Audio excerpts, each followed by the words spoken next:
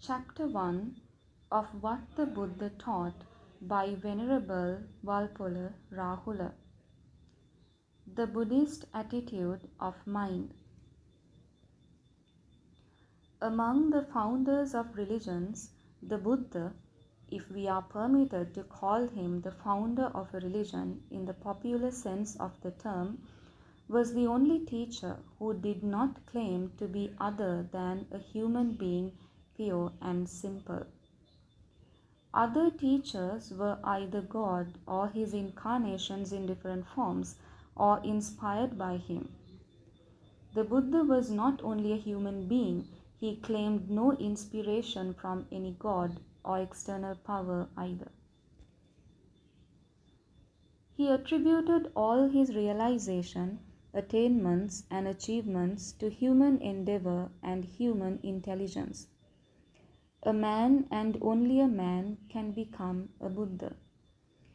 Every man has within himself the potentiality of becoming a Buddha if he so wills it and endeavors. We can call the Buddha a man par excellence. He was so perfect in his humanness that he came to be regarded later in popular religion almost as superhuman. Man's position, according to Buddhism, is supreme. Man is his own master, and there is no higher being or power that sits in judgment over his destiny. One is one's own refuge. Who else could be the refuge? Said the Buddha.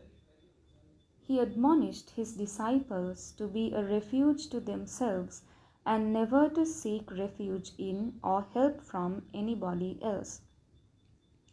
He taught, encouraged, and stimulated each person to develop himself and to work out his own emancipation, for man has the power to liberate himself from all bondage through his own personal effort and intelligence. The Buddha says, "You should do your work, for the Tathagatas only teach the way." If the Buddha is to be called a savior at all, it is only in the sense that he discovered and showed the path to liberation, nirvana. But we must tread the path ourselves. It is on this principle of individual responsibility that the Buddha allows freedom to his disciples. In the Mahaparinibbana Sutra, the Buddha says that he never thought of controlling the Sangha, nor did he want the Sangha to depend on him. He said that there was no esoteric doctrine in his teaching, nothing hidden in the closed fist of the teacher, or to put it in other words, there never was anything up his sleeve. The freedom of thought allowed by the Buddha is unheard of elsewhere in the history of religions. This freedom is necessary because, according to the Buddha, man's emancipation depends on his own realization of truth and not on the benevolent grace of a god or any external power as a reward for his obedient good behavior. The Buddha once visited a small town called Kesaputta in the kingdom of Kosala. The inhabitants of this town were known by the common name Kalama. When they heard that the Buddha was in their town, the Kalamas paid him a visit and told him, "Sir, there are some recluses and Brahmanas who visit Kesaputta. They explain and illumine only their own doctrines and despise, condemn, and spurn others' doctrines. Then come other recluses and Brahmanas, and they too in their turn explain and illumine only their own doctrines and despise, condemn, and spurn others' doctrines. But for us, sir, we have always doubt and perplexity as to who among these venerable recluses and Brahmanas spoke the truth and who spoke falsehood. Then the Buddha gave them this advice, unique in the history of religions. Yes, Kalamas, it is proper that you have doubt, that you have perplexity, for a doubt has arisen in a matter which is doubtful. Now, look you, Kalamas, do not be led by reports or tradition or hearsay. Be not led by the authority of religious texts, nor by mere logic or inference, nor by considering appearances, nor by the delight in speculative opinions, nor by seeming possibilities, nor by the idea, this is our teacher. But, O Kalamas, when you know for yourselves that certain things are unwholesome, akusala, and wrong and bad, then give them up. And when you know for yourselves that certain things are wholesome, kusala, and good, then accept them and follow them. The Buddha went even further. He told the bhikkhus that a disciple should examine even the Tathagata, Buddha himself, so that he, the disciple, might be fully convinced of the true value of the teacher whom he followed. According to the Buddha's teaching, doubt, vicikiccha, is one of the 5 hindrances, nivarana, to the clear understanding of truth and to spiritual progress, or for that matter, to any progress. Doubt, however, is not a sin because there are no articles of faith in Buddhism. In fact, there is no sin in Buddhism, as sin is understood in some religions.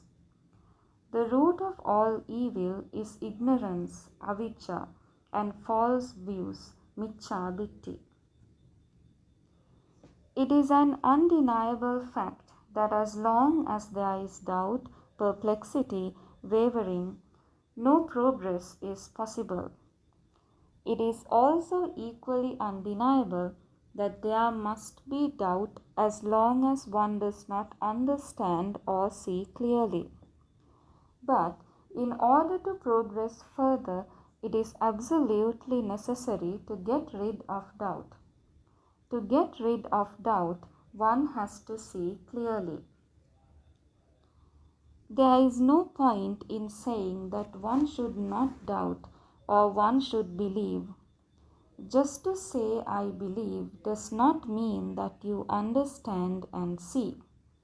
When a student works on a mathematical problem, he comes to a stage beyond which he does not know how to proceed and where he is in doubt and perplexity. As long as he has this doubt, he cannot proceed. If he wants to proceed, he must resolve this doubt. And there are ways of resolving that doubt. Just to say I believe or I do not doubt will certainly not solve the problem. To force oneself to believe and to accept a thing without understanding is political and not spiritual or intellectual. The Buddha was always eager to dispel doubt. Even just a few minutes before his death, he requested his disciples several times to ask him if they had any doubts about his teaching and not to feel sorry later that they could not clear those doubts. But the disciples were silent. What he said then was touching. If it is through respect for the teacher that you do not ask anything, let even one of you inform his friend. That is, let one tell his friend so that the latter may ask the question on the other's behalf. Not only the freedom of thought, but also the tolerance allowed by the Buddha is astonishing to the student of the history of religions. Once in Nalanda, a prominent and wealthy householder named Upali, a well-known lay disciple of Nigantanath Putta, Jaina Mahavira, was expressly sent by Mahavira himself to meet the Buddha and defeat him in argument on certain points in the theory of karma, because the Buddha's views on the subject were different from those of Mahavira. Quite contrary to expectations, Upali, at the end of the discussion, was convinced that the views of the Buddha were right and those of his master were wrong. So he begged the Buddha to accept him as one of his lay disciples, Upasaka. But the Buddha asked him to reconsider it and not to be in a hurry, for considering carefully is good for well-known men like you. When Upali expressed his desire again, the Buddha requested him to continue to respect and support his old religious teachers as he used to. In the 3rd century BC, the great Buddhist emperor Asoka of India, following this noble example of tolerance and understanding, honored and supported all other religions in his vast empire. In one of his edicts carved on rock, the original of which one may read even today, the emperor declared, "One should not honor only one's own religion and condemn the religions of others, but one should honor others' religions for this or that reason. So doing, one helps one's own religion to grow and renders service to the religions of others too. In acting otherwise, one digs the grave of one's own religion and also does harm to other religions. Whosoever honors his own religion and condemns other religions does so indeed through devotion to his own religion, thinking, I will glorify my own religion. But on the contrary, in so doing, he injures his own religion more gravely. So, concord is good. Let all listen and be willing to listen to the doctrines professed by others. We should add here that the spirit of sympathetic understanding should be applied today not only in the matter of religious doctrine but elsewhere as well. The spirit of tolerance and understanding has been from the beginning one of the most cherished ideals of Buddhist culture and civilization.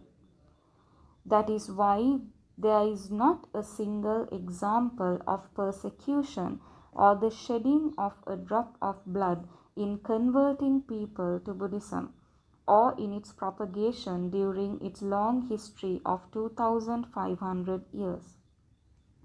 It spread peacefully all over the continent of Asia, having more than 500 million adherents today. Violence in any form, under any pretext whatsoever, is absolutely against the teaching of the Buddha. The question has often been asked, is Buddhism a religion or a philosophy? It does not matter what you call it. Buddhism remains what it is, whatever label you may put on it. The label is immaterial. Even the label Buddhism, which we give to the teaching of the Buddha, is of little importance.